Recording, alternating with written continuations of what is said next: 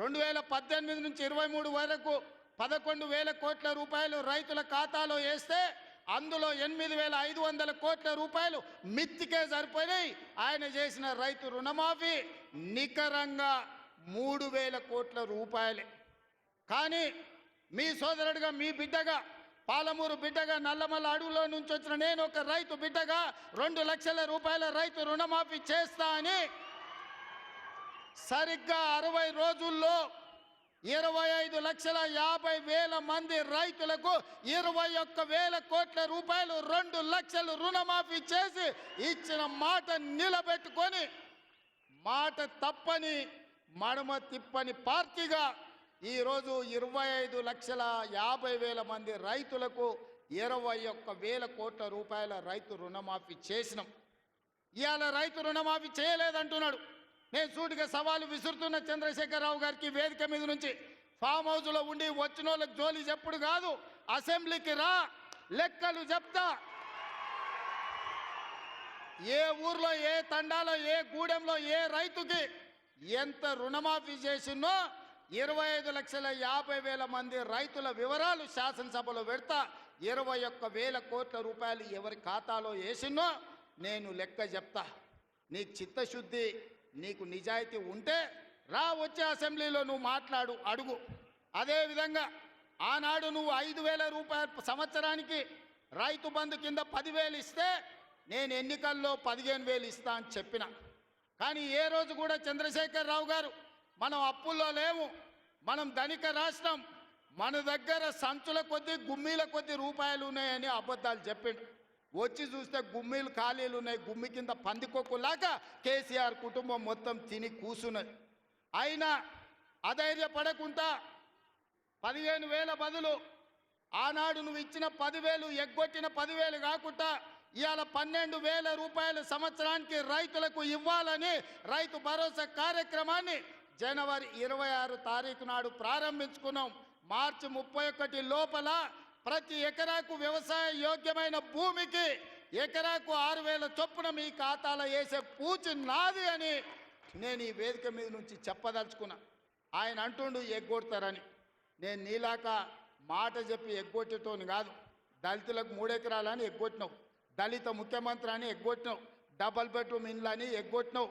ఇట్లా చెప్పుకుంటూ వెళ్తే 100 మాటలు ఇచ్చి ఎగ్గొట్టిన చరిత్ర నీది, పంగనామాలు పెట్టిన చరిత్ర నీది. చంద్రశేఖరరావు 10 ఏళ్ళు పరిపాలన చేసి ప్రజల దగ్గరకు పోతే డిసెంబర్లో అధికారం కోల్పోయినావు, జూన్లో డిపాజిట్లు కోల్పోయినావు పార్లమెంట్లో. ఇప్పుడు మెదడు కూడా కోల్పోయినట్టే ఉన్నాడు ఆయన, పెద్ద మంచి ఫామ్ హౌస్లో పండుకొని. డిసెంబర్లో ఆయన అన్నీ చెప్పిండు. ఆయన గుడీలు దర్గాలకు దస్తీలు కప్పిండు, గుడీలకు పోయి దండాలు పెట్టిండు. పెట్టిన తెలంగాణ ప్రజలు 10 ఏళ్ళు పెట్టిన ఆయన అరగోసకు ఇవాళ ఆయన గుణపాఠం చెప్పి ప్రభుత్వాన్ని దించిండు. అట్లే అబద్ధాలు చెప్తే పార్లమెంట్లో గుండు 0 ఇచ్చిండ్రు, ఆయన గాడిద గుడ్డి ఇచ్చిండ్రు. అయినా బుద్ధి మారలే. 14 నెలల నుంచి అంట ఆయన ఫామ్ హౌస్లో వండుకొని గంభీరంగా చూస్తుండంటే. ఎవరిని చూస్తున్నావే గంభీరంగా? అచ్చోసిన ఆంబోతులాక నీ కొడుకుని అల్లుని ఊరు మీద వదిలినావు. మైసమ్మ మన ఏంది జాంగీర్పీర్ల దర్గాకు వదిలిన మేకపోతులాక ఊరు మీద పడి మేస్తా ఉన్నారు నీ కొడుకు, నీ అల్లుడు. మన జాంగీర్పీర్ల దర్గా కోసుకుంటాం కదా మనం, అట్లా జాంగీర్పీర్ల దర్గాను కూడా మోసం చేసిన 100 కోట్లు ఇస్తాను మా శంకర్ చెప్తున్నాడు. ఇవాళ రాజన్న సిరిసిల్ల ఆలయానికి 100 కోట్లు ఇస్తాను, ఆ దేవుణ్ణి మోసం చేసినావు. ఈడ దర్గాను మోసం చేసినావు. పాలమూరులో ప్రాజెక్టులు కడతా అని, పాలమూరు రంగారెడ్డి ఎత్తిపోతలు పూర్తి చేస్తా అని కల్వకుర్తి, భీమా, నెట్టంపాడు, కోయిల్ సాగరు, జూరాల, ఆర్డీఎస్, తుమ్మిళ్ళ ప్రాజెక్టులను కడతా అని చెప్పి పాలమూరుకు మాట ఇచ్చి పాలమూరుని ఎండబెట్టి ఎగవేసిన దుర్మార్గుడివి నువ్వు ఈరోజు సంవత్సరం పూర్తి కాకముందే మా మీద వడేడుస్తురట. ఆయన కోసం ఎదురు చూస్తురట. ప్రజలందరూ బాధ పడుతురట. అయ్యా చంద్రశేఖరరావు గారు, 4 కోట్ల ప్రజలు ఎవ్వరు బాధపడతలేరు. రైతులకు రైతు భరోసా వచ్చింది, రైతులకు రైతు రుణమాఫీ జరిగింది, విద్యార్థులకు ఫీజు రియంబర్స్మెంట్ ఇచ్చినాం, రాజీవ్ ఆరోగ్యశ్రీ 10 లక్షలకు పెంచినాం, పేదలకు ఇండ్లల్లో 200 యూనిట్లు ఉచిత కరెంట్ ఇచ్చినాం, ఆడబిడ్డలకు 500 రూపాయలకే సిలిండర్ ఇచ్చినాం. అదేవిధంగా ఆడబిడ్డలకు ఆర్టీసీలో ఉచితంగా బస్సు ప్రయాణం ఇచ్చినాం. 120 కోట్ల మంది ఆడబిడ్డలు ఈరోజు తెలంగాణ రాష్ట్రంలో ఉచిత బస్సు ప్రయాణం చేస్తున్నారు. దానికి 4,000 కోట్ల రూపాయలు ఖర్చు పెట్టినాం. ఇవాళ 10,000 కోట్ల రూపాయలు రాబోయే మార్చి 31 లోపల రైతు భరోసా పథకం కింద పేదల ఖాతాలో వేస్తాం. ఉపాధి హామీ కూలీలకు కూడా ఇవాళ ప్రతి కుటుంబానికి 12,000 రూపాయలు ఇచ్చినాం. ఇదే కాదు, తెలంగాణ సమాజానికి నిరుద్యోగ సమస్య, అలాంటి నిరుద్యోగ సమస్యను పరిష్కరించడానికి మొదటి సంవత్సరంలోనే 55,143 ప్రభుత్వ ఉద్యోగాలు ఇచ్చి దేశంలోనే చరిత్ర సృష్టించిన రాష్ట్రం తెలంగాణ రాష్ట్రం.